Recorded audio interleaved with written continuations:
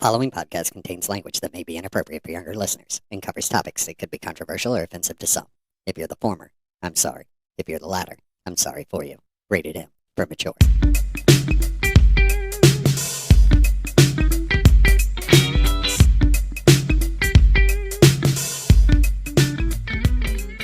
Hello, friend.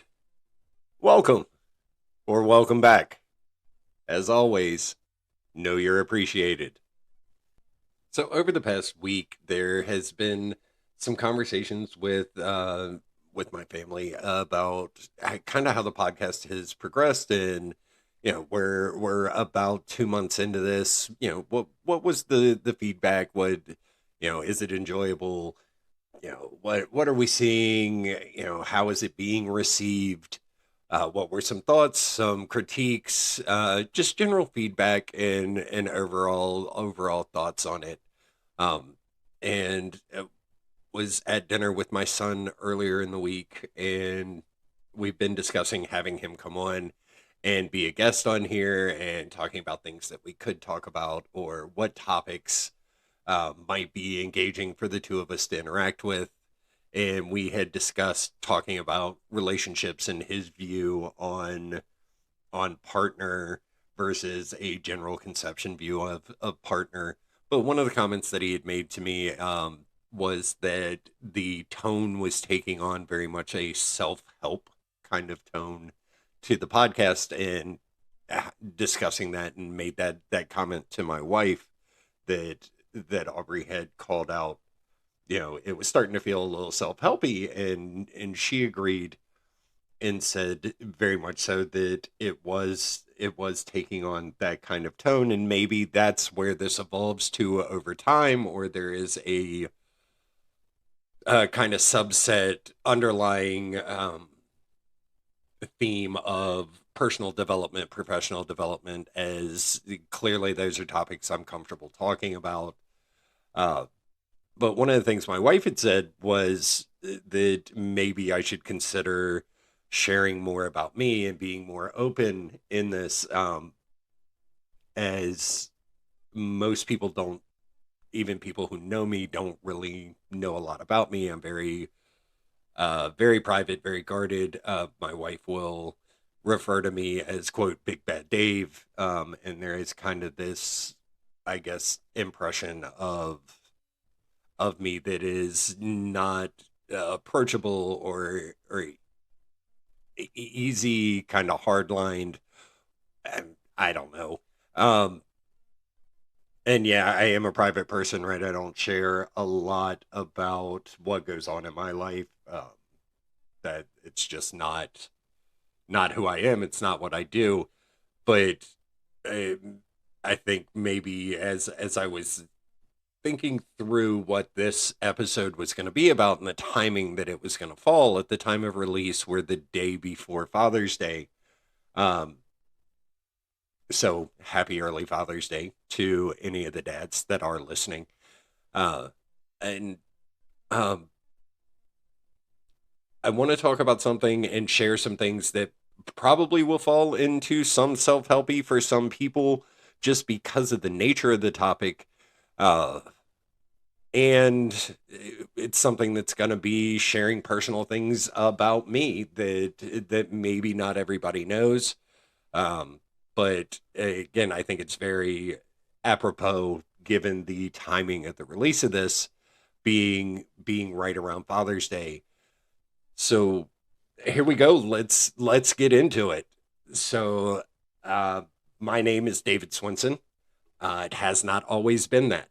I was born David Matthew Hughes. And I have a father. And that man is not the person that I recognize as my dad.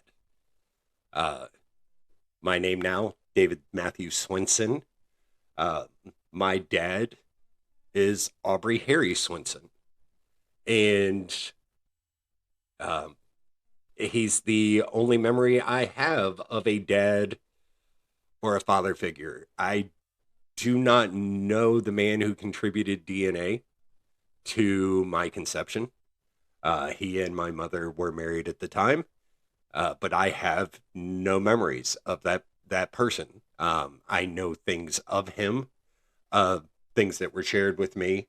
I have probably in the last decade, I would say, connected with some cousins from that side of the family, but genuinely, Joe Hughes, who was my biological father, is someone I do not know and I do not recognize as my father or my dad. Um, Father, in the case of this, is the person that helped create me through bodily fluids, as gross as that may be.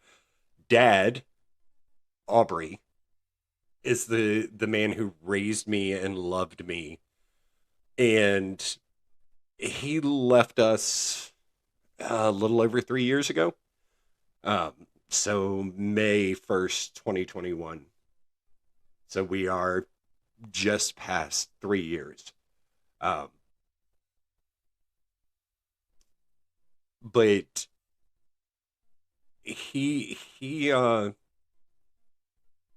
the only dad I've ever known. I only have memories of him.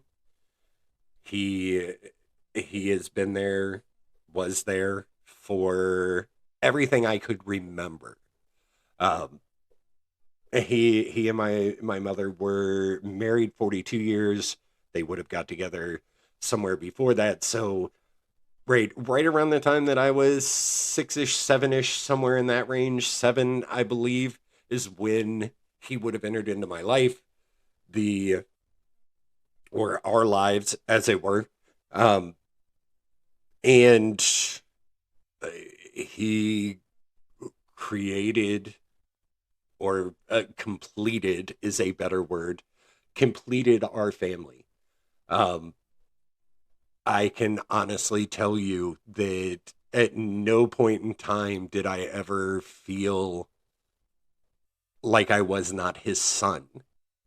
Uh, I have a sister and a brother, and I want to make sure that you hear what I just said. I have a sister and a brother that are younger than me. There was no distinction between his biological children and me. We did not do halves in my house growing up. I don't have a half sister or a half brother. I have a sister and a brother. Um, and that is something that I carried forward in my life because of him and the way that our household ran as a child. The fact that there was no you didn't distinguish. There weren't his kids and then me. We were all his kids. And my oldest daughter is from my first marriage, and so by all technical terms, she has two half sisters and a half brother, but we don't do halves in my house either. And if you talk to my children, they are sisters and brothers, right? We and I learned that and from Aubrey. It's how our household ran when I was growing up. It's how he treated me and how he chose to love me, and it is what carried forth into my household as an adult, as a parent with my children. And I was very lucky to have a wife who embraced that concept and treated my oldest as our oldest. um and I think it's very important that I had that role model, um to set that tone. And I was very lucky to have that, because I know not everybody in a situation like I was in has that. There are people that experience the polar opposite of that, that there are divisions between the family, based on who the biological parent was. um, so I can tell you that this man who had no obligation to be the person to set the tone, set a tone that helped mold and shape me as a parent, and showed me what I wanted to be as a dad. probably good and bad, right? That I would tell you that I probably picked up some of the things that were a little more gruff. I think part of me not being open and sharing a lot personally, um, my youngest will joke that uh, why don't I love on her because she'll come in for a hug and I'll be like but my dad really wasn't a hugger. I guess a lot of who I am as a man is modeled after who he was as a man, and that would be the good and the bad, right? And um, bad being a very subjective term here, because I don't know that looking back on this that I can tell you there was a whole lot of bad in that man. My mom may have a different impression of that, but that's a different relationship, right? They were married for 42 years, and I'm sure that she saw a different side than what me or my siblings would have seen. But as a dad, yes, he was stern, and when the need arise to punish or take corrective action, he would. But genuinely, he I knew he loved me, and I think my sister and my brother would say the same thing, that there was no question that he loved us. He showed us love in his way.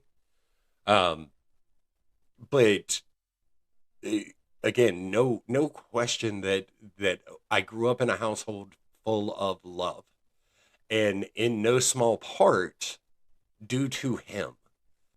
So, who was Aubrey Swinson as a man generally? So, he was born July 1st, 1944. So, birthday just passed. He would have been 80 years old. He was born in Norfolk, Virginia. Uh, so, local kid to where I am. He graduated from Maury High School in 1964. So, 10 years before I was born, he was graduating from high school.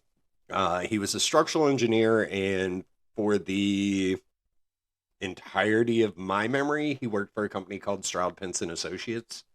Um, and he actually retired from there. So he spent 30 years working for them. If you are local to the Hampton Roads area, he was involved in projects you may be familiar with. He worked on Harbor Park. He worked on Scope, MacArthur Mall, the Waterside Building. Toward the end of his career, he did a lot with the public school system, working on those projects. The last one that he actually worked on was Great Neck Middle School. Um, so you know, I knew what he did. Um, didn't necessarily understand what a structural engineer was, but I knew he had worked on things that I could point at, and I thought that was kind of cool. I can remember telling people um, when Waterside was coming to fruition that my dad was involved in that, and I was really proud to be able to say that he worked on that project. Right, he was a part of that. I still tell people to this day that he was involved in Harbor Park. Uh, so he had a job that I understood, not necessarily what the technical function of the job was, but it had a tangible product that I could point to. And it was a sense of pride for me to be able to talk about something that other people would recognize as him being a part of the creation of, which I thought was kind of neat growing up. Um, so he was a collector of things. When I was a kid growing up, it was very much Redskin stuff. I guess scratch that Washington football team stuff. Nope, scratch that Commanders stuff. To hell with it. They're the Redskins. He collected Redskin stuff. Um, Later in his life, his collecting habits expanded out world to war memorabilia, military memorabilia, which he had some of when I was a kid, but apparently really grew into a big big thing later in his life. But he was a collector who collected for him. He didn't collect to show off a collection. He collected for his own enjoyment.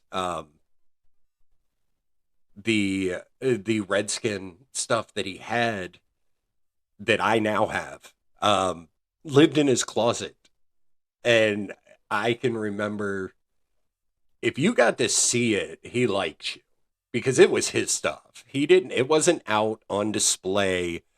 It was in his closet. He could walk in and see it. It was on display for him. It wasn't on display for everybody.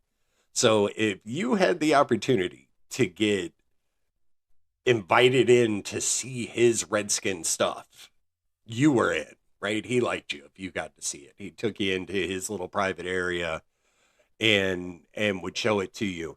Um, I do believe that he outgrew the closet as space opened up in the house as myself and my siblings grew up and moved out, and a closet became rooms that used to be bedrooms for his children became kind of showcase rooms, but again, very much for him. He collected for him, not for others.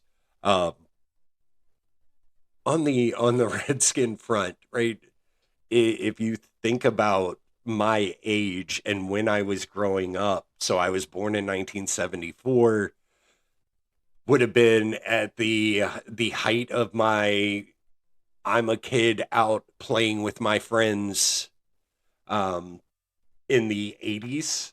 And during that time, any kid playing football in the neighborhood, if you were the quarterback, you wanted to be Joe Montana or Dan Marino during that point in time. And I very much was a Montana fan. Joe Montana, the 49ers, we were in their heyday. And somehow, somewhere, this man brainwashed me to be a Redskin fan. Um, I don't know how it happened, but my football team is the Washington Redskins, and it's because it was his football team. Um, in a in an era of greatness from Montana, you know, and Marino, the 49ers going to the Super Bowl, playing against the Dolphins, I am now outside wanting to be Joe Theismann, a guy most famous for getting his leg broke on national television. I'm not sure how he convinced me that being a Redskin fan made sense, but he did it, and it's I wanted to like the team that my dad liked. And to this day, I am a Washington fan if you ask me who my team is. Now, I did take a stand and I quit watching football because Daniel Snyder was a horrible owner and destroyed a very storied franchise. And at this point, have pretty much quit watching the NFL, but still, Redskin fan. Now, I mentioned his Redskin collection and me now having it. And when my mother and my sister got it all put together so that I could pick it up and I came home, I spent a good couple hours going through it and looking and um, just reminiscing over things that I remember seeing as a kid, things he had added since that I hadn't seen. And he had a pretty substantial number of jerseys, uh, whether that be John Riggins, which he was a huge John Riggins fan. Uh, and that was the one thing of all the things that if you would have told me you could only have one thing that was your dad's, what would you want? It would have been the John Riggins jersey, just because of how much he appreciated and was a fan of the Diesel John Riggins. Um, but going through these jerseys, and there's Riggins jerseys, and he had Sean Taylor jerseys, and of course Theismann jerseys, and any number of these things. And there's Pro Bowl jerseys from Redskin players. And as I'm going through, I'm pulling out, and if you know the Redskins, it's burgundy and white, and there's white jerseys with the burgundy letters, and there's burgundy with the white and the yellow, and then there's the Pro Bowl jerseys, and there is a jersey that is not like the others at all. Um, and I don't know what it is. I don't even recognize what team it might be. And I pull it out, and it's a Joe Montana jersey. I have no idea why he would have had, in and amongst all of this Redskin paraphernalia, a Joe Montana jersey. In my head, I went, oh, look at that. One final dig at me with a Montana jersey in here. Like, okay, the kid liked it. I'll get that, and one day he'll have it. Now, I don't know if that was legitimately his thought process or it just made sense given the success of Joe Montana to have a Montana jersey, but I'll tell myself whatever story suits my purpose in this. And I'm going to view it as, okay, I'll add one thing into this collection that will tie back to something that he liked as a kid. Aubrey was very much a car guy. Um, his dad owned Gold Star Auto in downtown Norfolk when he was growing up, so a garage. And my grandfather actually worked on one of the original British Minis. Beautiful car, white with blue stripe. I believe he also helped work on one of the original three-wheel cars in the U.S.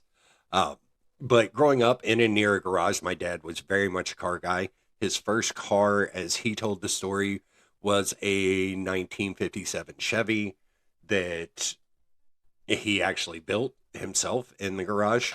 Uh, I remember that he had a Z28 when I was little. Uh, I believe it was blue. I might be wrong on that, but I think it was blue. And it's a two-door sports car. It's 2+2. Think about my age, really not hanging out in car seats, worrying about seatbelts too much. But I have a very vivid memory of going to get a Christmas tree one year, and we went to Pembroke Mall again for the Hampton Roads natives. You know where that is, um, but it's snowing. It's very much movie fodder of here it is, a snowstorm. It's a mom, a dad, the son, and they're out looking for a Christmas tree, and we're on the Christmas tree lot. And again, we're at Pembroke Mall, and this tree gets tied to the top of the Z28. And so it is legitimately in the back glass of the car. And we are getting in the car to now go home, and my job, as assigned to me by my dad, is to watch the tree. Again, give the kid something to do so he's not being annoying on the ride home. My job, watch the tree. So I vividly recall standing, that's right, standing in the back seat, staring out the glass at this tree that is just laid on the back of this Z28. And at this point in time, we lived at Independence Square Townhomes. I'm fairly certain that's where we were living at that point. So realistically, we just had to go a mile, head up Virginia Beach Boulevard, hang the left on Independence, and a right into the townhouses. So it really shouldn't have been that long of a drive.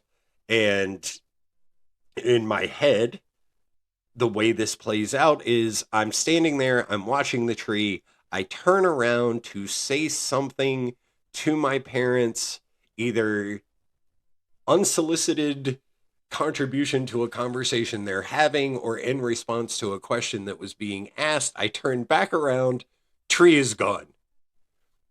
I had one job, watch the tree, turn around for a minute, turn back, tree's gone. I have failed miserably. But I remember saying, we lost the tree. And we turned around and drove up and down Virginia Beach Boulevard looking for this tree that we could not find as we drug it down the street behind the car. Um, which, telling the story out loud now, probably not as funny as I remember it, but it is one of the funniest damn memories that I have of we're going to drive around and look for a tree that I say is gone, we've lost, but realistically, we're just pulling it around behind the car in the snow up and down Virginia Beach Boulevard. But back to him being a car guy thing. So again, he had the Z28. I have memories of him having friends come by and seeing cars like uh, Chevelle SS's or Novas. He had friends that had sports cars or muscle cars. He had those cars, and then family kicks in, and he stops having those cars, and we had a van at one point that was burgundy and white, looked like a candy cane. God, it was horrible. A Dodge van. Uh, but we had a station wagon, beige station wagon. He had a brown Monza. I don't know if anybody here is old enough to remember the Monza, but when think Pontiac Fiero, less cool. I think it was an attempt to for him to have a car but still fit into the family requirements, and it was brown and had horrible tan interior. God, it was not a cool car for a guy that liked cars. He really didn't get a chance to have the cool cars as a dad. Um and at one point they did buy a Mustang, and I can remember riding with him in this Mustang, and it in my head at this point he had moved past the cool car phase. He was very much just uh, he was the old guy that, here, I have this car that'll go really fast, but I go 40 everywhere I go now. Um, so by the time he got back to having kind of the cool car, he was really past cool car prime. I say that as a 50-year-old man that still thinks he's in his cool car prime and likes cars, but uh, I digress a little. But he was very much a car guy. He got into NASCAR, and my interest in NASCAR followed again his interest in NASCAR. But being into cars and watching cars go fast, he had an appreciation for racing. At some point in the course of my life, and it wasn't from the very beginning, but at some point we became a church going family. Not to say that we weren't religious prior to that, but we did become very engaged in the church at a certain point. And Aubrey was a Gideon, so the people that leave the little Bibles in the hotel drawers. He taught a Sunday school class. We went Sunday morning to Sunday school, stayed for Sunday morning service, went back Sunday night, went on Wednesdays. So I could tell you the better part of my childhood. We grew up in the church, and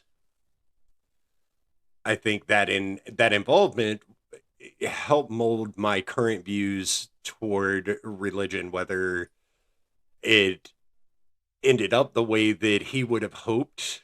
I don't know, but through the experiences of what happened during that period of time, and us leaving one church, going to another church based on kind of the quote unquote politics of what was happening in and around um, what I would describe as his Sunday school class becoming very popular, and that not being liked by the overall pastor, and therefore, just the treatment within the church that led us to going to another church.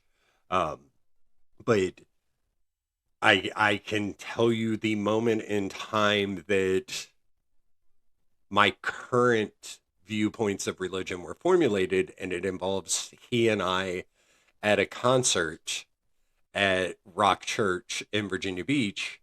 Um, I don't remember what the concert was at all. It was not. I'm sure it was something we wanted to go see when we went to go see it, but it that's not the memorable part of this. To me, it's we are in this church in the sanctuary, and the pastor is speaking prior to the concert beginning to start. And I guess for clarity's sake, I grew up in a Southern Baptist church, uh, maybe Independent Baptist, probably a blend between the two. And just side note, we're gonna discuss religion in future episodes, but this will kind of give you some visibility into who I am and my thoughts. But so Rock Church is not the church we attended. It happens to be the church we were going to this concert at.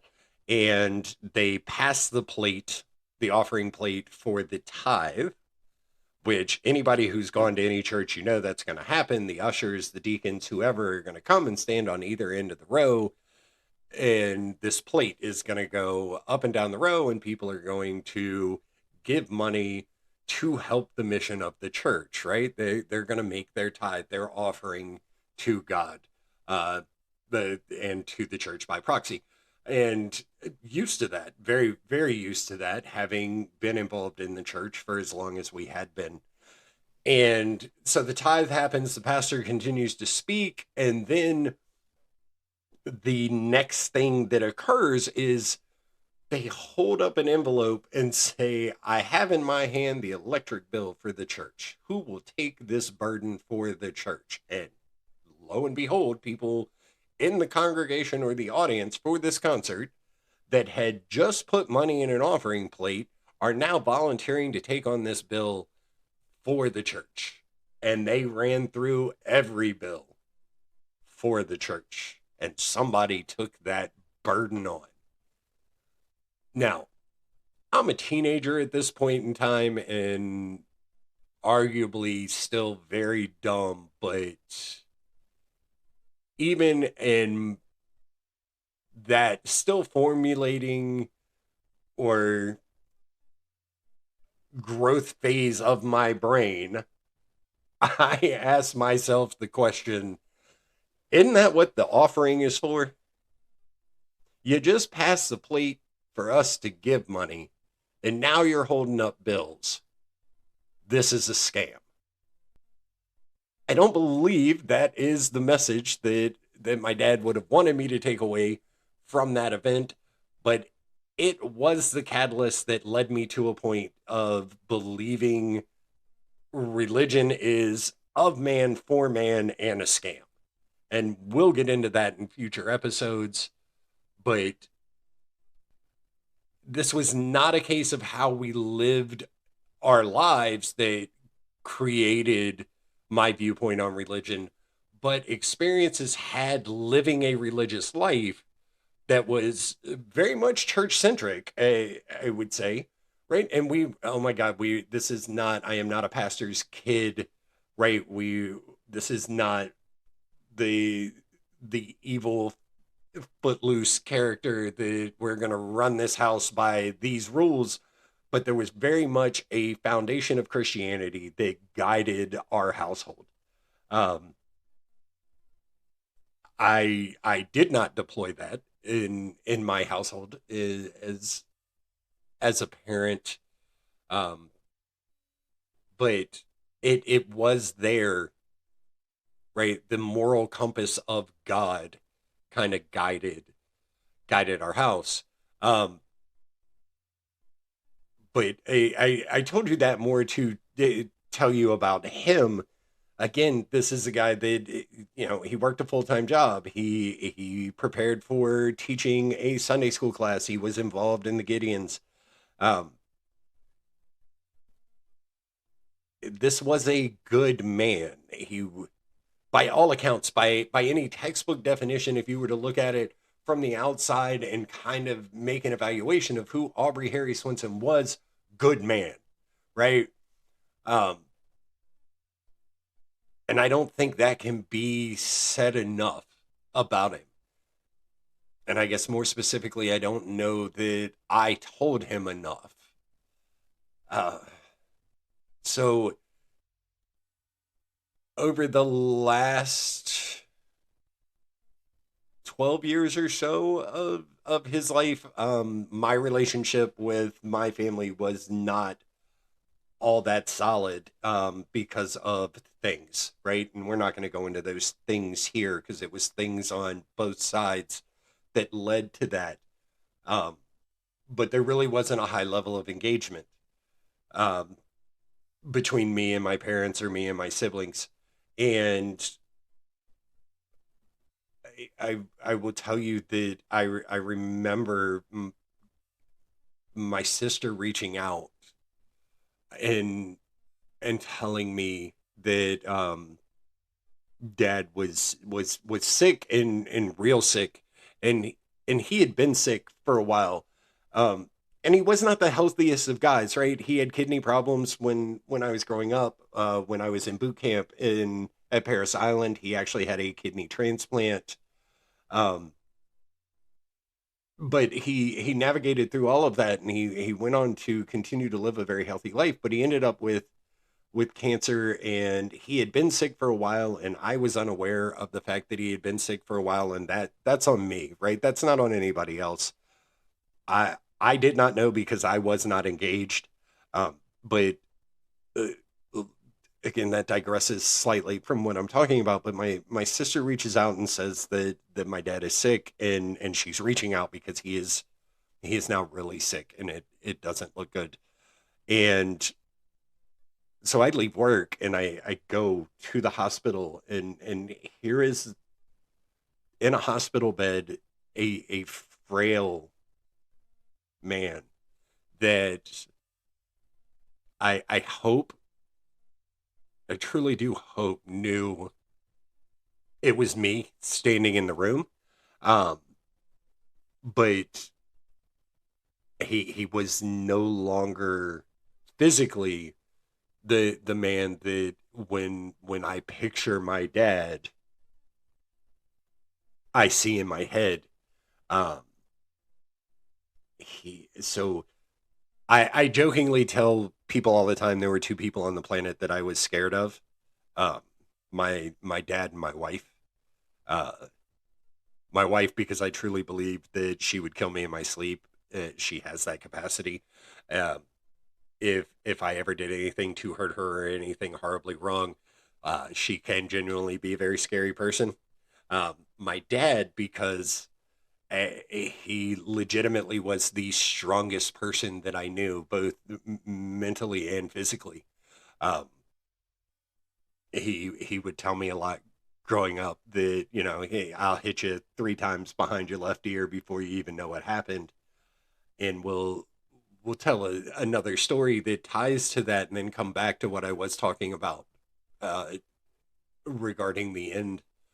But um, 17, maybe 16, 17, somewhere in that range, we had that father son moment that I think a lot of people have experienced. Um, Luckily, I did not experience it with my own son, at least as of yet, although it may happen, who knows. Um, but I actually had him prove the "I will hit you three times behind your left ear before you know what happened" statement. Um, I recall being in the living room slash dining room section of my parents' house, and I do not remember what I was, I guess, for lack of a better term, in trouble for. But he's yelling at me um, about whatever I'm, whatever dumb thing I've done, And I remember him walking toward me, and he would have told you that I bumped him. I would tell you I quit backing up and he walked into me. But all I remember is my chest making contact with his chest and then me looking at the ceiling. Um, when I tell you that one, it's a respect factor for my dad that he was and forever will be the authoritative figure in my life. That he could look at you and you knew he was serious, right? I don't think I'm unique in telling a story about my dad having this look that you knew, okay, playtime was over, this is serious. I think lots of people would be able to tell those kinds of stories, but I'm not a small man by any means, right? I'm 6'3" and shrinking as I get older. I'm 230-ish pounds. um I wasn't the biggest kid. I was tall, 6'3", buck 65, buck 70, in pretty decent shape. I ended up going into the Marines, right, and survived what is arguably the most difficult boot camp. And in my impression, did it with relative ease because I was in pretty good physical shape. But I would tell you, even coming out of the Marines, and I left the Marines 6'3", 190 of pure muscle, I still wouldn't have challenged my dad. That he, again, was and will forever be the person that could whoop my ass. And I don't question that in any way, shape, form, or fashion. I believe if he wanted to, he'd put me on my back again. Um, so to now tie back into what we were talking about, to see this man who in my head was the guy that at one point in time actually threw me up a set of stairs for something I had done by kind of my back just up the stairs threw me. And I remember being on the ground floor and landing upstairs in my room without touching any of the steps, to now this frail man laying in a hospital bed that, again, I'm not sure he knew it was me because of how the cancer had ravaged him. And thinking to myself that I missed the opportunities to make sure that he knew how much he meant to me in my life. That, he didn't have to be my dad. He chose to be my dad. He didn't have to treat me just like he did his kids. He chose to treat me like he did his kids. And the weight of that decision, that choice he made, is not lost on me. It's a difficult proposition to be a parent to your own children, right? I know this by having four kids. There is a lot of responsibility that goes along with being a parent. And that is a huge, and I'm going to use this word and I don't want it to be taken wrong, but it's a huge burden. There's immense joy that goes and is derived from it. But I don't want you to take lightly the responsibility associated with being a parent.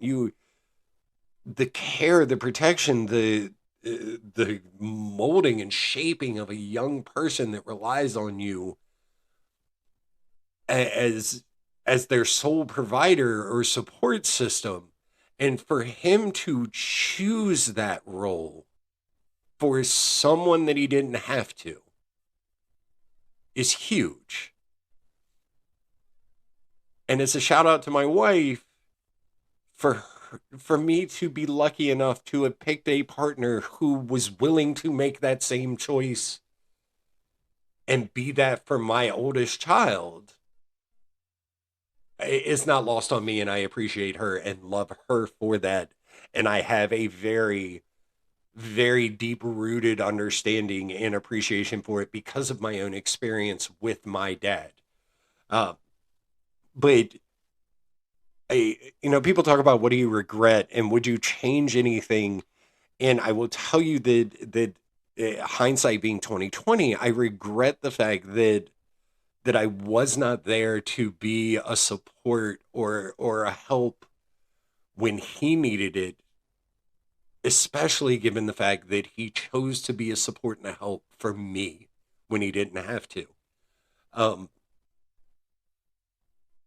I don't know, right? Changing it, if you change something, it changes a lot of things, and I don't think I'm sitting where I am without the choices that I made, but I do regret that choice. The not not knowing for certain that he knew I loved him and that I appreciated him because I hadn't been around to tell him or show him that's something I have to live with. And I hope that he knew. I there's no way for me to know, right? I can be reassured by my siblings or my mother or people around me, but again, I can't hear it from him, so I don't know for certain. Again, I hope that he knew.